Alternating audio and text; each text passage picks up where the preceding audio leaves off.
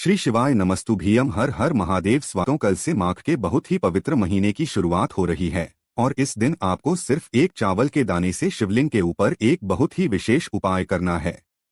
पूज्य गुरुजी ने कहा कि इस पवित्र महीने की शुरुआत आपको सिर्फ एक चावल के दाने से करनी है और यही एक चावल का दाना आपके जीवन की सारी दरिद्रता को, सारी आर्थिक समस्याओं को, धन दौलत से संबंधित समस्या हो या फिर व्यापार से समस्या हो या फिर नौकरी से संबंधित समस्या हो या फिर घर में बहुत ज्यादा लड़ाई झगड़ा हो रहा हो, किसी भी प्रकार की समस्या जीवन में चल रही है तो सिर्फ ये एक चावल का दाना आपको महादेव की अनन्य कृपा तो प्राप्त कराएगा ही और साथ ही साथ घर में धन धान्य की भी प्राप्ति करवाएगा। तो चलिए जानते हैं गुरुजी द्वारा बताए गए इस बहुत ही खास उपाय के बारे में। लेकिन उससे पहले एक प्रार्थना, अगर आप चैनल पर नए हैं तो कृपया हमारे चैनल वास्तविक जानकारी को सब्सक्राइब अवश्य कर लें। आप सभी जानते हैं कि इस माघ के महीने का बहुत ही ज्यादा पुण्य होता है।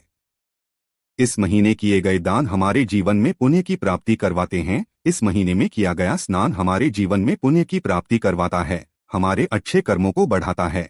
इसलिए आपको इस महीने कुछ ना कुछ दान अवश्य करना है। चाहे भगवान के नाम का दान करें या फिर कुछ भी दान करें, आपको दान जरूर करना चाहिए। इस वीडियो में हम लोग पूज्य गुरुजी द्वारा बताए गए कुछ बहुत ही खास के बारे में जानेंगे। इनमें से जो भी उपाय आपके लिए हो वो उपाय आप कर सकते हैं। चलिए जानते हैं गुरुजी द्वारा बताए गए पहले उपाय के बारे में। इस उपाय के लिए आपको सिर्फ एक चावल का दाना लेना है। चावल का दाना कहीं से भी टूटा हुआ नहीं होना चाहिए, खंडित नहीं होना चाहिए, क्योंकि शिवलिंग में हम लोग कोई भी सामग्री खंडित समर्पित नहीं करते हैं। इसी के साथ आपको ले लेना है एक लोटा जल। इस स्टील के पात्र में आपको जल ले लेना है और इसमें 1 या 2 चम्मच गाय का कच्चा दूध मिला लीजिएगा। क्योंकि इस पवित्र महीने की शुरुआत हम लोग इस विशेष उपाय से कर रहे हैं और ये उपाय हमारी मनोकामना को परिपूर्ण करने के लिए है। खासतौर से अगर धन की समस्या हमारे जीवन में चल रही है, एक एक रुपए के लिए बहुत ज्यादा परेशान है, 1 रुपए खर्च करने से पहले भी कई कई बार सोचना पड़ रहा है, आर्थिक समस्याओं से घिरे हुए हैं, तो ये उपाय आपके लिए बहुत ही अचूक होने वाला है। आपने ये 2 सामग्री ले ली और इसी के साथ आपको ले लेना है एक हरे मूंग का दाना, जिसे खड़ा मूंग भी कहते हैं। अब सिर्फ ये 3 सामग्री लेकर आपको शिवालय पहुंच जाना है। इस उपाय को आप पूरे दिन में किसी भी समय कर सकते हैं। सुबह करना चाहे तो सुबह कर लें, शाम को करना चाहें तो शाम को कर लें, और अगर इस उपाय को आप शुक्रवार को करना चाहें तो शुक्रवार को भी कर सकते हैं, सोमवार को करना चाहें तो सोमवार को भी कर सकते हैं। आप शिवालय पहुंचने के बाद सबसे पहले आप दक्षिण दिशा में बैठ जाइए और उत्तर दिशा की तरफ अपना फेस कर लीजिए। लेकिन अगर शिवालय में भीड़ है तो ऐसी स्थिति में किसी भी दिशा में बैठकर शिवलिंग की पूजा प्रार्थना कर सकते हैं। सबसे पहले आप जो 1 लोटा जल लेकर आए हैं, जिसमें आपने दूध मिलाया है थोड़ा सा, उसको आप शिवलिंग के ऊपर धीरे धीरे समर्पित करते जाइए और लगातार श्री शिवाय नमस्तव मंत्र का स्मरण करते जाइए। जल आपको बिल्कुल धीरे धीरे समर्पित करना है।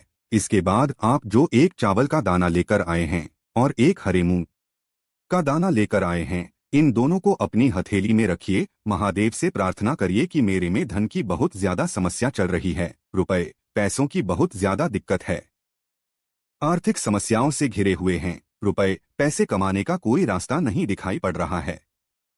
धन प्राप्ति के लिए आपको महादेव से प्रार्थना करनी है और फिर ये 1 चावल का दाना तथा 1 हरे साबुत मूंग का दाना आपको शिवलिंग के ऊपर समर्पित कर देना है। समर्पित करने के बाद 1 मिनट अपनी हथेली को वहीं शिवलिंग के ऊपर रखा रहने दीजिए। श्री शिवाय नमोस्तुभ मंत्र का स्मरण करिए और फिर उसके बाद अपने घर आ जाइए। पूज्य गुरुजी ने कहा कि जो भी व्यक्ति शुक्रवार के दिन या फिर सोमवार के दिन इस विशेष उपाय को कर लेता है तो उसके जीवन में धन की समस्या कभी भी नहीं होती है। आर्थिक समस्याओं ने जो उसको परेशान कर रखा है उससे उसे छुटकारा मिलता है और धन प्राप्ति के नए नए मार्ग महादेव की कृपा से बनने प्रारंभ हो जाते हैं। इसलिए इस विशेष उपाय को आप इस शुक्रवार को या फिर किसी भी शुक्रवार को या फिर किसी भी सोमवार को जरूर करिएगा। आप जानते हैं गुरुजी द्वारा गए दूसरे खास उपाय के बारे में। ये उपाय भी धन धान्य के लिए है, जीवन में सौभाग्य को बढ़ाने के लिए है, दुर्भाग्य का अंत करने के लिए है। इस उपाय के लिए आपको बहुत ही छोटा कार्य करना है। आपको सिर्फ और सिर्फ 3 तुलसी जी के पत्ते लेने हैं। तुलसी जी के पत्ते आप चाहें तो 3 ले लें या फिर 5 ले लें या फिर 7 ले लें, जितने भी आप लेना चाहें उतने ले सकते हैं। इन तुलसी जी के पत्तों को आप अपने स्नान करने वाले जल में डाल देंगे। जब आप सुबह स्नान करेंगे तो आपको अपने जल में डाल लेना है। ये कार्य आपको सिर्फ और सिर्फ शुक्रवार के दिन ही करना है।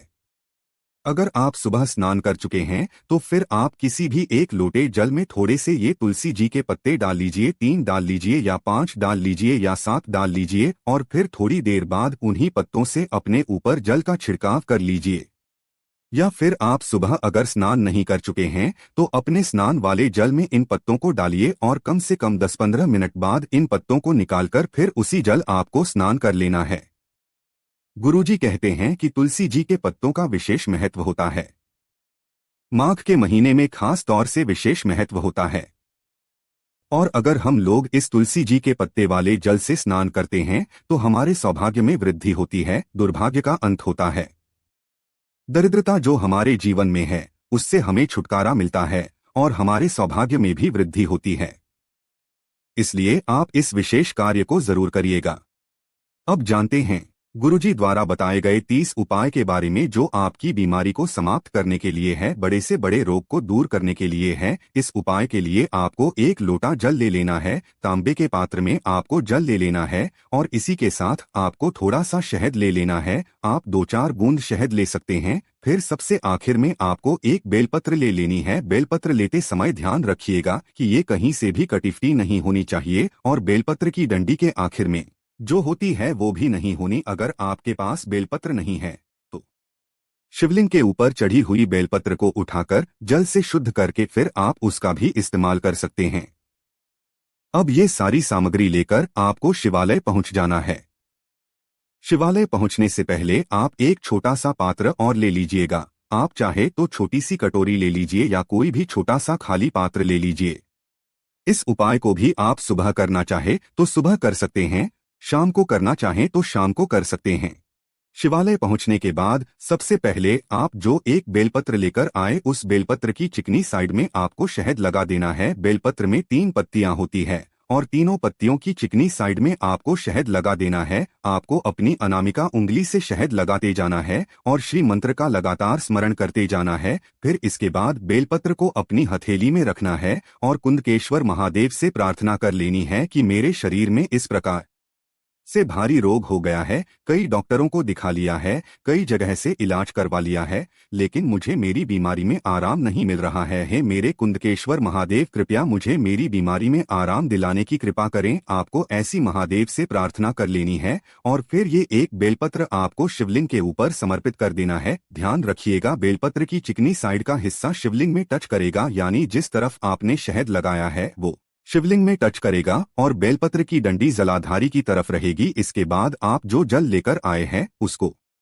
धीरे धीरे इसी पत्र के ऊपर यानी शिवलिंग के ऊपर समर्पित करते जाइए और लगातार श्री शिवाय नमस्ते ब्रह्मा मंत्र का स्मरण करते जाइए। इसके बाद जलाधारी से जो जल नीचे गिर रहा है उसके नीचे आप वहीं खाली पात्र लगा दीजिए, जिससे ये जल आपके खाली पात्र में एकत्र हो जाए। अब इस एकत्र हुए जल को और बेलपत्र को भी आप उठा लेंगे और इस जल को भी आप उठा लेंगे और वही शिवलिंग के सामने बैठे बैठे आप कुंदकेश्वर महादेव से प्रार्थना कर लेंगे कि हे मेरे कुंदकेश महादेव, इस बेलपत्र को और इस जल को औषधि स्वरूप बना दीजिए। दोनों को औषधि स्वरूप बनवाने के बाद आपको ये लेकर अपने घर पहुंच जाना है। घर आने के बाद आपको अगले दिन से, अगर आप ये उपाय शुक्रवार के दिन कर रहे हैं तो फिर आपको शनिवार को बेलपत्र की सबसे आगे वाली पत्ती को चबा चबा कर खा लेना है और थोड़े से जल का आचमन कर लेना है। जो जल आप लेकर आए हैं उसको थोड़ा सा आचमन कर लेना है। फिर इसके बाद अगले दिन यानी रविवार के आपको नीचे की एक पत्ती चबा चबा कर खा लेनी है और थोड़े से जल का आचमन कर लेना है। फिर तीसरे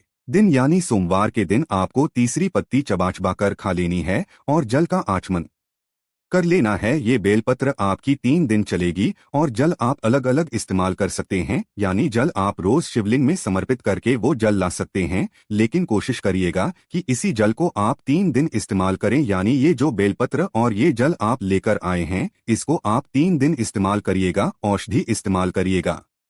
कुंदकेश्वर महादेव से लगातार प्रार्थना करते रहिएगा। आपको ये बेलपत्र खाते हुए और जल का आचमन करते हुए लगातार 3 दिनों तक कुंदकेश्वर महादेव से प्रार्थना करते रहना है कि हे मेरे कुंदकेश्वर महादेव, मेरी बीमारी में मुझे आराम दिलाने की कृपा करें। ऐसी प्रार्थना करने के बाद ही आपको ये बेलपत्र और जल का आचमन करना है। लगातार कुछ दिनों तक अगर आप ये उपाय कर लेते हैं तो गुरु जी ने कहा कि उसके शरीर की बड़ी से बड़ी बीमारी कुंदी महादेव की कृपा से जरूर समाप्त हो जाएगी। तो दोस्तों, ये थे पूज्य गुरु जी द्वारा बताए गए कुछ बहुत ही विशेष उपाय। अगर आपको जानकारी अच्छी लगी हो तो वीडियो लाइक करिएगा। श्री शिवाय नमस्तुभ्यम। हर हर महादेव।